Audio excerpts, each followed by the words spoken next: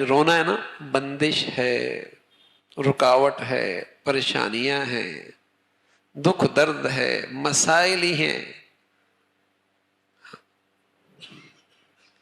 اس لیے کہ آج زندگیاں ان مسنون اعمال سے خالی ہو گئی. نہ صرف یہ کہ خالی ہو گئی، ان کی اہمیت بھی نہیں رہی. یار اس سے کیا ہوتا ہے؟ نہ یہ کہ یہ چیزیں زندگی سے نکلی، ان کی اہمیت کا احساس بھی نکلا.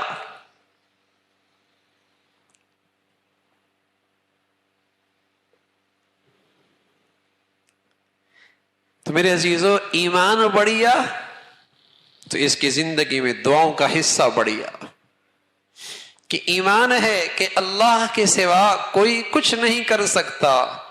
عزت کے فیصلے ہوں، ذلت کے فیصلے ہوں، اللہ کے ہاں سے ہوتے.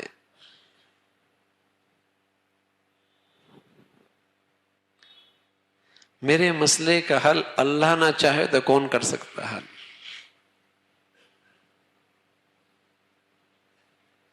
جس قدر یہ بڑھیا ایمان ہوگا تو فریاد پہلے اللہ سے ہو، ہر وقت اللہ سے مانگو. پہلے اللہ نعمتیں دے رہا ہوتا تب بھی اللہ کو یاد کرتے تو نعمتوں میں اضافہ بھی ہوتا، برکت بھی ہوتی، اور نعمتیں محفوظ بھی ہو جایا کرتی تھی. تکلیف میں ہوتے، آزمائش میں ہوتے، اللہ کو فریاد کرتے، تکلیف یا تو اس سے نجات مل جاتی، اگر تکلیف میں رہتے بھی تب بھی اطمینان کی زندگی ضرور نصیب ہوتی تھی. اطمینان پھر بھی ہوتا. جب یہ دعا کر لی نا اور یقین ہو گیا کہ اللہ نے اسے قبول کر لیا، تو ایسا ہی ہے کہ تکلیف کی حالت کے اندر بھی آدمی مطمئن رہتا ہے کہ اس سے جو چیز ملی ہے اس مصیبت کی گھڑی میں، وہ اس مصیبت سے بھی بڑھیا چیز ہے. جیسے دکاندار ہیرے رکھے ہوئی ہیں، اس نے ہیرے،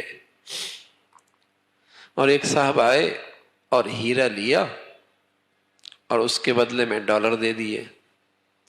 اب ہیرا تو اب بھی اس کی دکان سے چلا گیا. دوسرا صاحب آئے، کچھ دکھا کر ہیرا اٹھا کے لے گئے، ہیرا تو یہ بھی لے کر گئے. لیکن بتائیے دونوں صورتوں میں اسی کیفیت میں کتنا فرق ہوگا؟ جو دکھا کر لے گیا اور دیا کچھ نہیں، اس وقت کیا کیفیت ہوگی؟ اور جس نے ہیرا لیا اور ڈالر دے دیے، وہ بھی لے کر گیا ہے، لے کر دونوں گئے، لیکن دونوں میں دکاندار کی سوچ میں، اطمینان میں زمین و آسمان کا فرق ہوگا. جس نے ڈالر دیے اس کے بارے میں تو خیال ہوگا کہ میاں ایک اور لے جاؤ، ایک اور لے جاؤ. اور جو کچھ دکھا کر لے گیا تو رات کی نیندیں بھی ساتھ لے گیا. یہ فرق ہے نا. ہاں، مصیبت آئی لیکن یقین ہو گیا کہ دعاؤں کی برکت سے اللہ نے اس سے بہتر چیز دے دی، تو انشاءاللہ اطمینان ہو گیا کہ اس سے بڑھیا چیز آ گئی. اور مصیبت آئی اور کچھ ملنے کا خیال نہ رہا، یقین نہ رہا، یوں ہی مصیبت آ گئی، راتوں کی نیندیں اڑ گئی. یہ فرق ہے، یہ بڑا فرق ہے.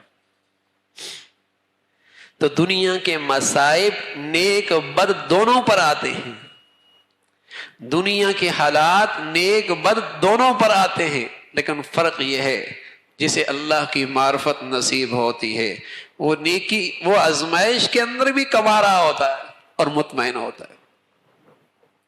جو نیک آدمی ہوتا ہے وہ مصیبت اور آزمائش کے اندر بھی کمائی کر رہا ہوتا ہے اور مطمئن ہوتا ہے. ام سلمہ رضی اللہ تعالی عنہ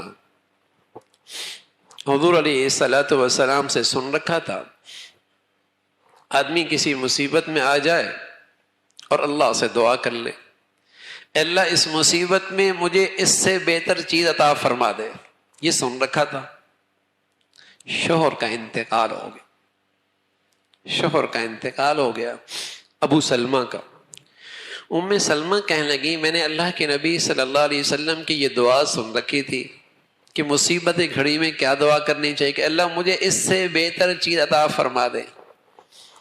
لیکن خیال پھر آتا کہ ابو سلمہ سے بہتر چیز مجھے کیا ملے گی؟ شوہر ہی چلا گیا اور وہ بھی ابو سلمہ جیسا شوہر، اب مجھے بہتر چیز کیا ملے گی؟ لیکن اپنے نبی کی بات پہ یقین بھی تھا، دعا مانگتی رہی. لیکن پھر وسوسہ بھی آتا، ابو سلمہ سے بہتر کون ملے گا؟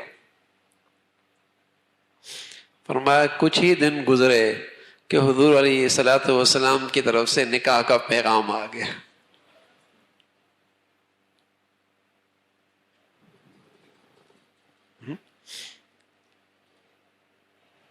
تو ہر گھڑی کے اللہ کے نبی نے دعا سکھائی. اس وقت کیا مانگنا ہے؟ تو مصیبت کی گھڑی میں، آزمائش کی گھڑی میں اگر دعا کی دولت مل گئی تو کچھ نہیں گیا، بڑھیا دولت آ گئی.